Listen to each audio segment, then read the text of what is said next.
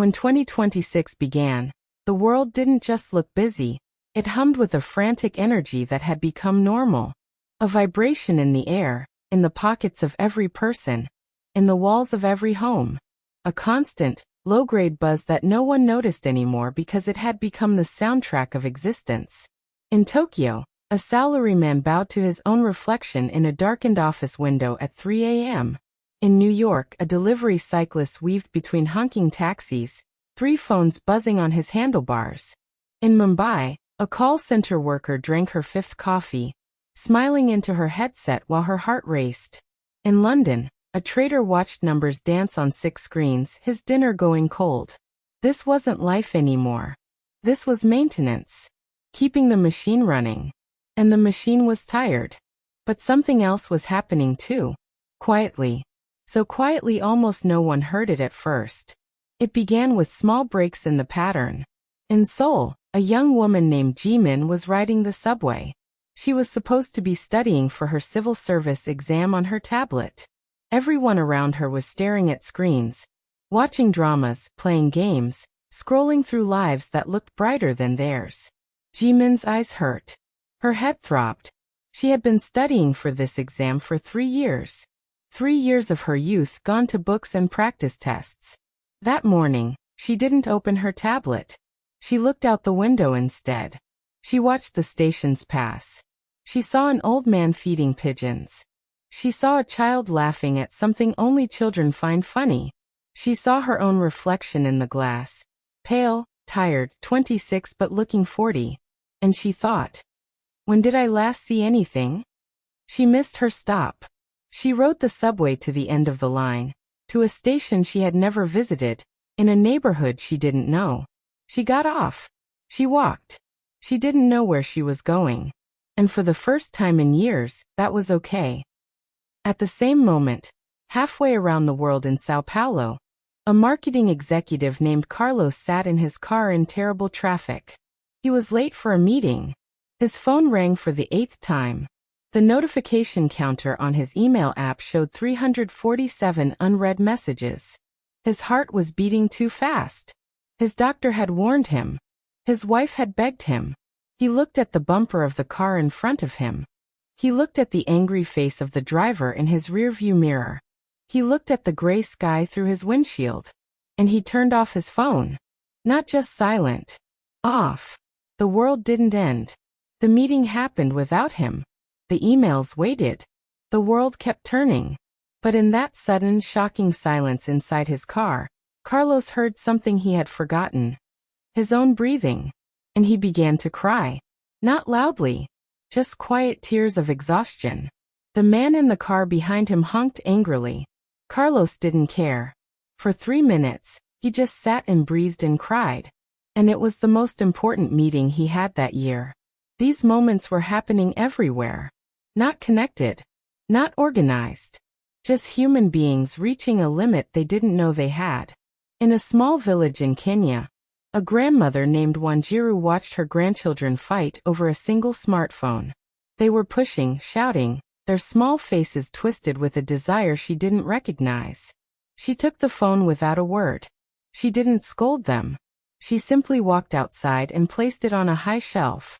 Then she sat on the ground and began to tell a story. A story about the sky and the ants and the river that remembers everything. One by one the children stopped crying. They sat. They listened. Their breathing slowed. They remembered how to be still. In Oslo, a successful architect named Lars stood in his perfect, minimalist apartment. Every object was chosen. Every surface was clean. It was beautiful. And it was empty. He realized he hadn't had a real conversation with another human being in his home for over a year. He had meetings. He had video calls. But no one had simply sat with him. He called his sister. He didn't text. He called.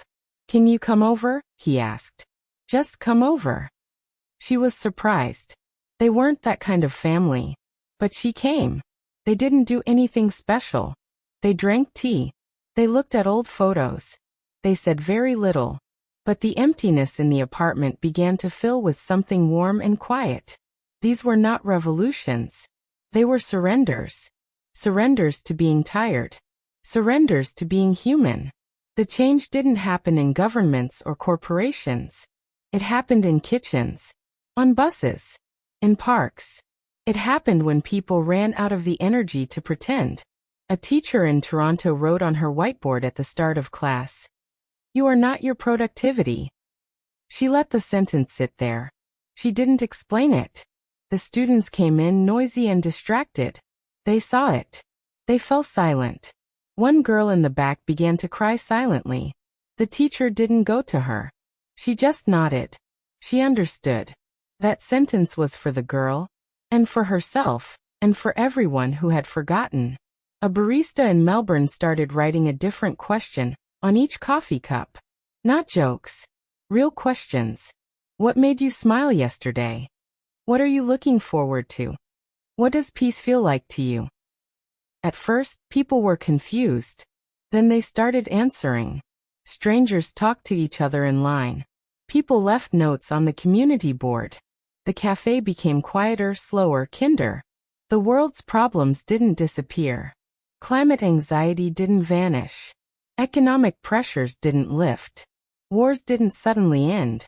But something in the way people carried these burdens began to shift.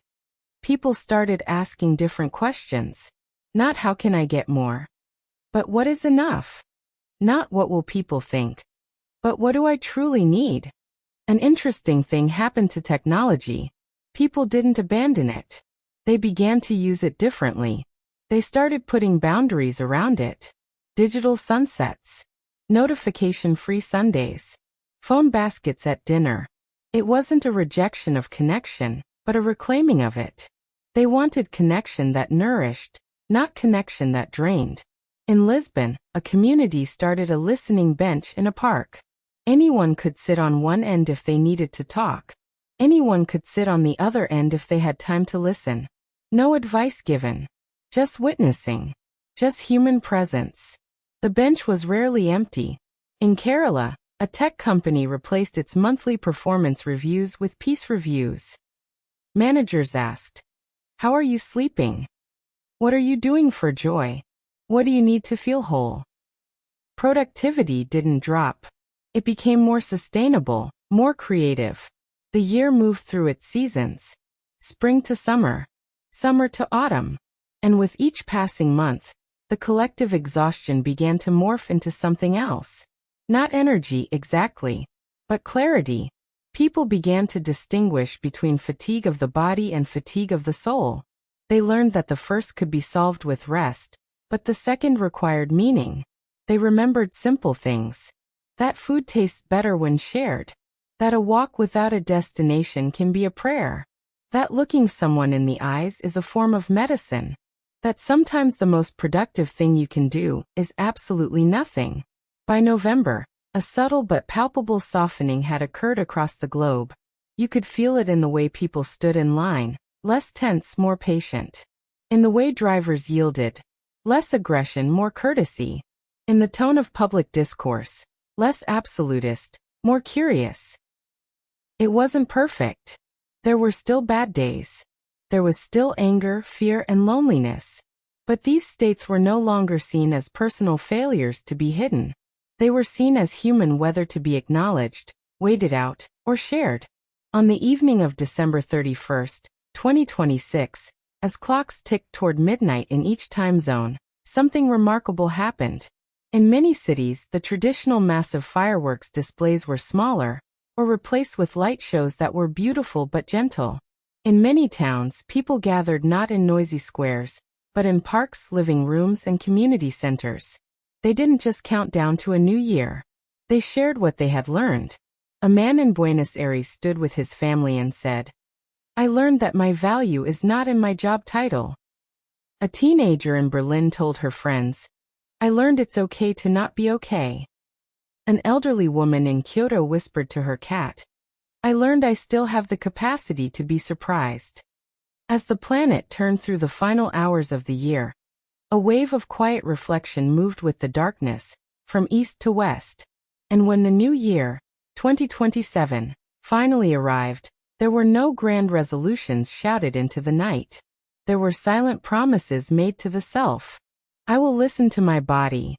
I will not confuse busyness with purpose. I will allow myself to be imperfect. I will practice kindness starting with myself. The world did not wake up on January 1st, 2027, transformed into a utopia. Poverty still existed. Injustice still persisted. The planet was still warming. But something fundamental had shifted in the human spirit. The relentless pressure to perform, to optimize, to outrun everyone else, it had broken. Not with a crash, but with a collective sigh. A letting go.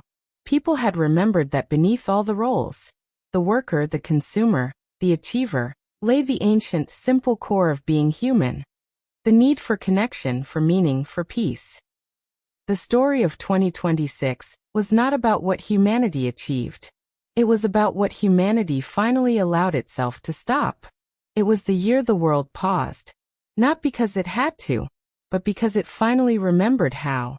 And in that pause, in that global, quiet inhalation, people found again the most precious thing they had lost while busy building the future.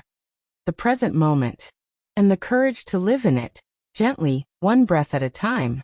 If you enjoy meaningful stories and want to improve your English through slow and simple storytelling, please subscribe to EnglishOClock.